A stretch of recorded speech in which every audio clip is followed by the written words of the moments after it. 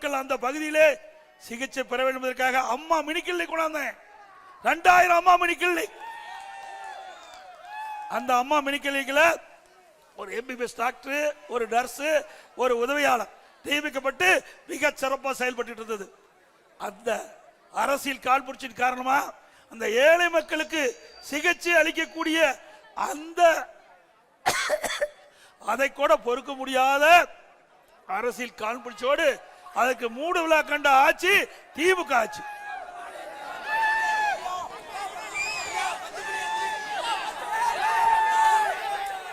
ஆக இப்படி எதிலையாவது நன்மை செஞ்சிருக்காரா? இந்த காட்டு மன்னார் கோயில்ல இந்த ஆட்சி வந்த பிறகு 50 மாத கால ஆட்சியில நாட்டு மக்களுக்கு நன்மை கிடைக்கக்கூடிய எந்த திட்டமா வந்திருக்குதா?